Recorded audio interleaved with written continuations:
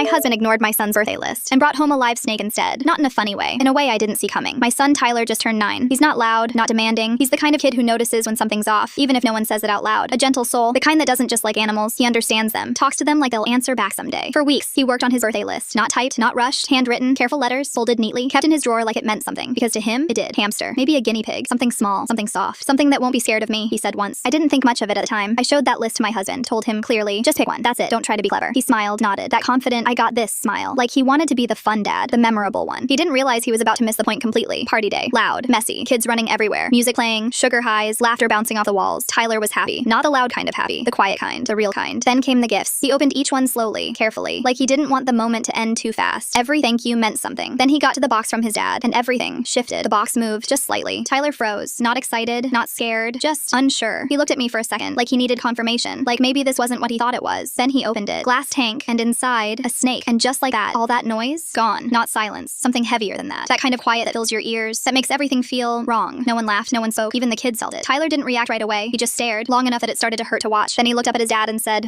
this wasn't on my list. No anger, no attitude, just truth. And somehow, that made it worse. My husband laughed it off, said, it's cooler than a hamster. You'll love it. Still trying to be that cool dad, still not seeing it. But Tyler didn't smile. He just nodded, like he was adjusting in real time, like he was already lowering his expectations. The rest of the party kept going, but not for him. That quiet happiness, gone. That night, I found him in his room, sitting on his bed, a list in his hands, unfolded this time. I asked him, do you like it? He didn't answer right away, just looked at the paper, then said, yeah, it's fine. And then softer, I just thought he'd read it. That's when it hit me. It was never about the pet. It was about being seen. I talked to my husband later. He kept saying the same thing. I thought he'd love it. I wanted it to be different. But different isn't always better. Sometimes it just means you didn't listen. A few days passed, then something changed. I came home one evening and found Tyler sitting by the tank, just watching the snake. Quiet, still, not scared, not excited, just present. He started learning about it, reading, watching videos, understanding it, the same way he always does. Slowly, carefully, he adapted. One night I saw him holding it, gently, like he wasn't trying to control it, just not scare it. And then he looked at me and said, I think he was just scared too. And I swear, that wasn't about the snake. That was the moment I realized he saw himself in it. Two quiet things, put in a situation they didn't choose, trying to make sense of it anyway. Weeks later, he had it all figured out. Feeding, cleaning, routine. He didn't complain, didn't bring up the list again. And that's what stayed with me. Not the mistake, not the snake, but how quickly he adjusted to not being understood. One night, my husband joked about it again, tried to laugh it off. Tyler just looked at him and said, it's okay, I like him now. Then paused. But next time, can you just read what I write? And that was it. No anger, no fight, just a line drawn quietly. And I think that's the part people don't talk about. It's not when kids yell that you should worry, it's when they stop expecting you to understand. So yeah, worst birthday gift, maybe, but it wasn't just a bad choice. It was the moment my son realized he might have to meet his dad halfway every single time.